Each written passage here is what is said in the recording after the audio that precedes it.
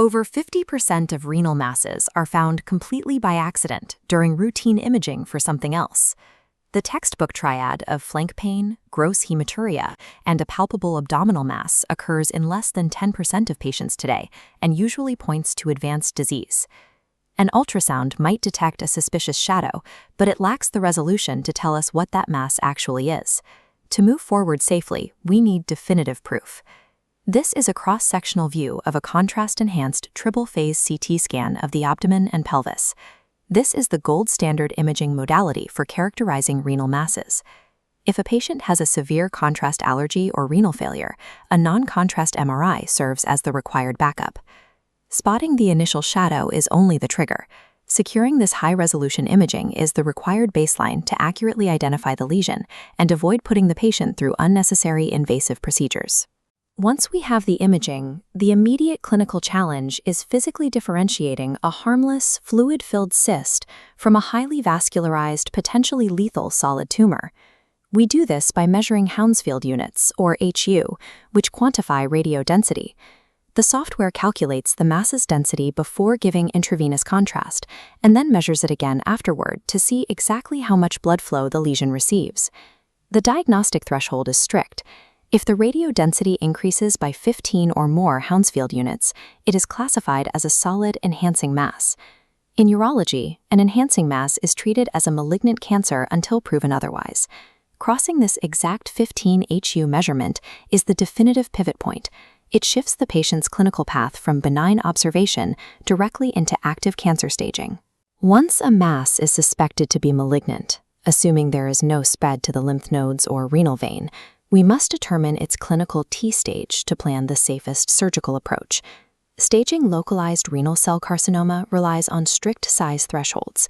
Up to 4 centimeters is T1A, between 4 and 7 centimeters is T1B, from 7 up to 10 is T2A, and anything localized to the kidney over 10 centimeters is T2B. Let's apply this. Imagine a patient presents with a mass that enhances by 22 Hounsfield units and measures exactly 5.5 centimeters in its greatest dimension. Based on the rules we just covered, what is the clinical T stage? The correct answer is T1B. Memorizing these specific brackets is mandatory because crossing a size threshold dictates the surgical strategy, specifically whether the surgeon will attempt to perform a partial nephrectomy to save the kidney or remove the entire organ.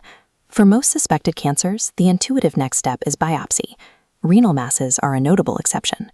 In urology, we do not universally biopsy every localized tumor before operating. The primary limitation driving this approach is diagnostic accuracy.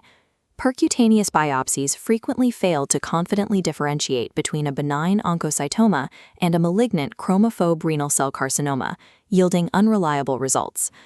Instead, we reserve tissue biopsy for 4 strict clinical scenarios.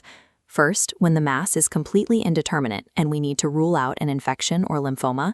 Second, prior to initiating active surveillance. Third, before performing minimally invasive ablative therapy. And fourth, to guide targeted systemic therapy in patients with metastatic disease. An unnecessary biopsy exposes the patient to hemorrhage risk without actually altering the surgeon's plan. Therefore, tissue confirmation is restricted to cases where it will directly change the immediate management strategy. Let's put the entire algorithm together. Here is a coronal CT view of an elderly patient who is unfit for surgery. They have a 3.5 centimeter mass scheduled for radiofrequency ablation. First, we verify the enhancement. The mass enhances by 30 Hounsfield units, clearly crossing the 15 Hounsfield unit threshold for suspected malignancy. Second, we apply the staging ruler. At 3.5 centimeters, this mass falls comfortably into the T1A classification. Finally, we evaluate the need for tissue confirmation. Because this patient is bypassing surgery and heading straight for ablative therapy, a pretreatment percutaneous biopsy is absolutely indicated. This single flowchart captures the entire diagnostic progression. We start with triple-phase CT imaging, apply the 15 Hounsfield unit threshold to confirm enhancement, use the 4, 7, 10 centimeter ruler to stage localized masses, and restrict biopsies strictly to the 4 approved clinical indications. Rigidly following this clinical algorithm guarantees that an ambiguous shadow found on an ultrasound is systematically translated into the safest, most scientifically sound treatment plan for the patient.